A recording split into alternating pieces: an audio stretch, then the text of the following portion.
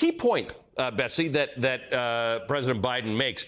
Inflation can hit you when things are down, and they can hit you when things are up, when the economy is moving quickly. It's just simply more people than the goods and services that are available. The president is making the argument that if we had to deal with inflation, which is bad, we are in a better place to deal with it than we could be. Oh, I mean, absolutely. It's a good thing to have a job. It's a good thing to see wage growth. It's a good thing for people to see the enormous number of opportunities that are out there with employers having, just record numbers of job openings. What that means is that you really have the chance to look around and find the right job for you, one that's going to be a great match for your skills, that's going to provide you the wages you want, maybe live near family or friends, or people can provide childcare or relatives you need to give elder care to. It's a great time out there to get the job that you want.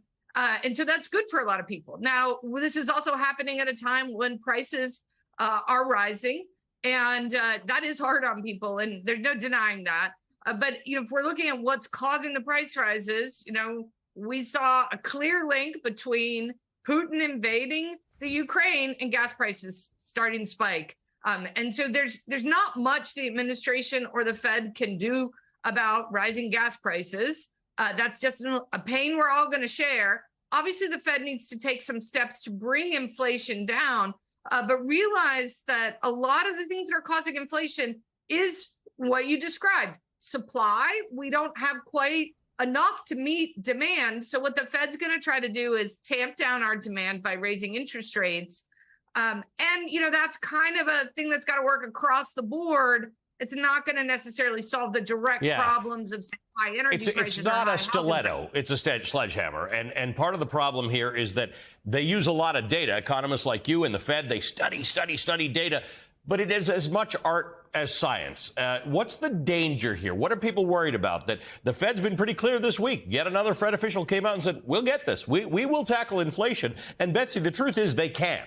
There is a way. Inflation can be solved. The problem is the Fed can try and solve it so hard that we end up in a recession. Right. Well, so the whole thing the Fed's trying to do is make sure that demand is not greater than supply.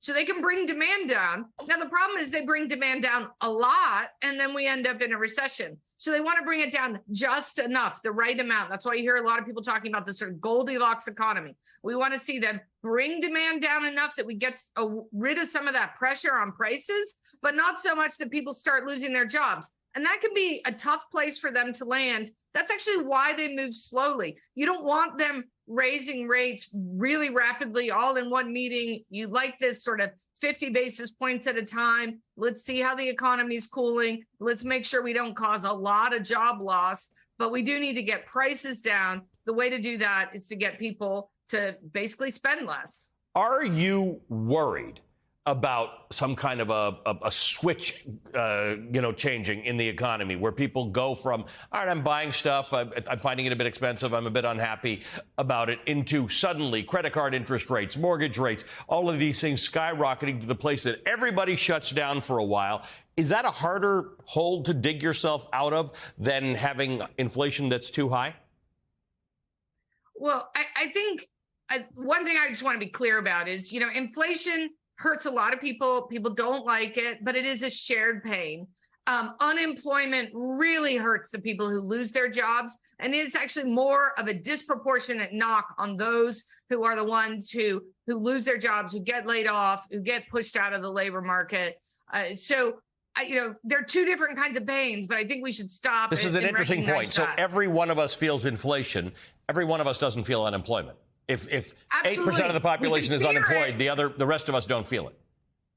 Exactly. So I do think that that's worth keeping in mind. And I think that's why we don't want to move too quickly. What we need to do is make sure that people can believe that the Fed can bring down rates so we don't start to adjust our inflation expectations. The reason this jobs report was such a great report is it showed us two things. One, everything we did in terms of fiscal policy and monetary policy gave us the fastest recovery we have ever had historically. That's great. That's put most people back to work. We're almost back to where we were pre-pandemic in less than 2 years. It took us 8 years to get to this point following 2008. So that's a real victory.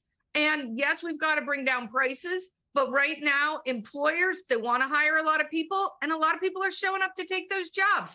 They were able to add 390,000 jobs this month because they wanted to hire, and people came in from the sidelines, increasing labor force participation in order to take those jobs. As long as we see labor supply expand, we don't have workers contributing to the inflation problem. Another discussion. We don't have inadequate supply of workers. Another discussion for another night, because we are actually we do have a labor supply problem. Imagine if we actually had good immigration policy, but another conversation for another night.